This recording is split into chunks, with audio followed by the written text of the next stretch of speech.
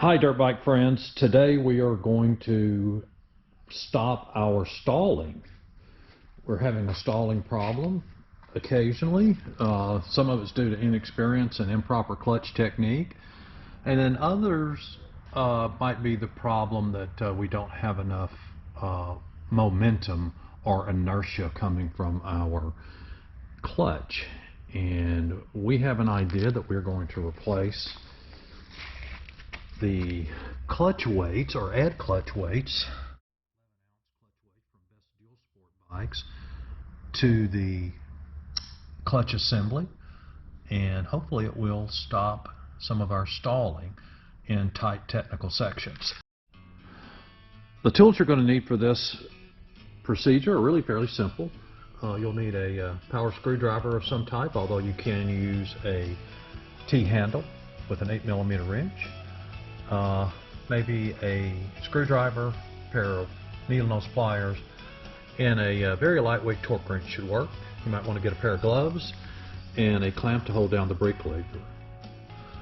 We're going to lay the bike down in a minute. One of the nice things about this procedure is you do not need to drain the oil, although you can if you're due for an oil change.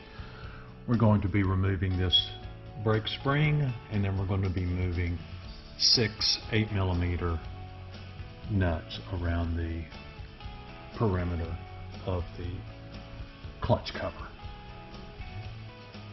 Okay, so this is what your bike will look like laying on the ground. It's best to do this if the tank is not completely full of oil, or excuse me, fuel.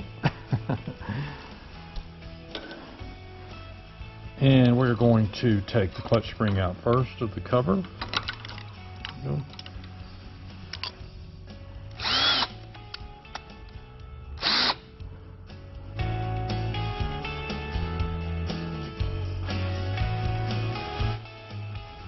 And we're going to prod just lightly on the edge until it pops up. There is an O-ring under there.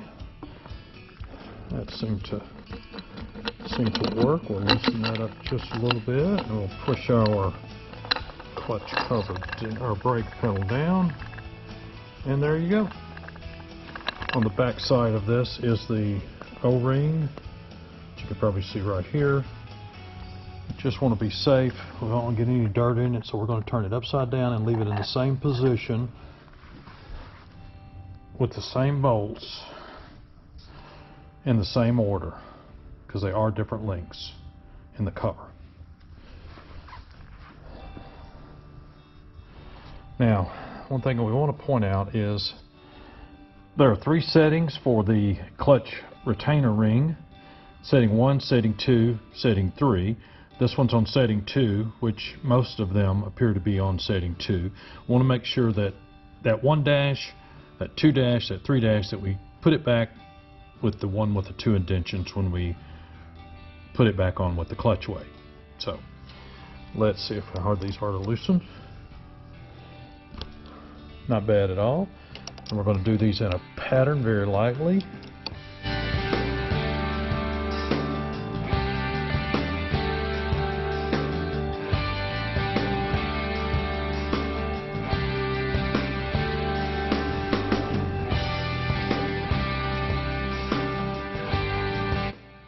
Okay, so now we're going to take the ring off. We have a little black dot just in case. Basically just take the ring only off there. So the next step really is very simple.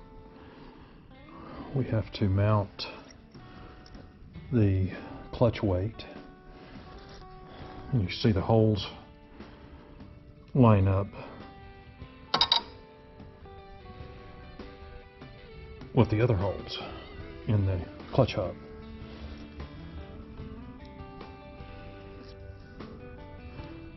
And all of these are the same length, so we don't have to remember which one is which. Let me go back in. Alright, so we got our number 2 mark right here in place. There's our dot, and then we're going to put the clutch weight on there to match. Take 2 bolts here to line it up.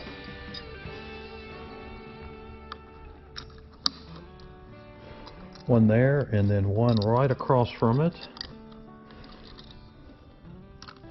Double check that again. Yeah, that is the second notch. Good there.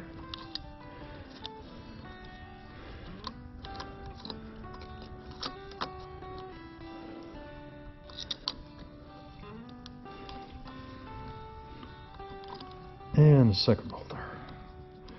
There we go. A nice flush fit, it looks like. Some of these are very thick that have additional weights on them, and some of them may hit your clutch cover, so you'll need to check with the folks at where I got mine, perhaps, bestdualsportsbikes.com, and see which one would work best for your bike. Okay, so you'll want to go to your owner's manual, technical data, technical specifications, and determine what is the proper torque for the clutch spring retainer.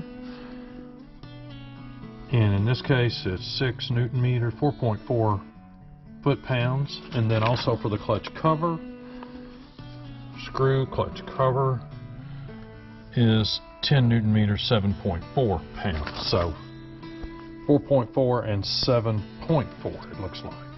Okay, discovered that my torque wrench doesn't go that low to 4.4, so I just hand tighten them, and hopefully that will be good enough. If you have a torque wrench that goes down to 4 foot-pounds, please use it. I think this is 10 foot-pounds for the clutch cover, and I think it will go down to 10 pounds. So let's begin the reinstall.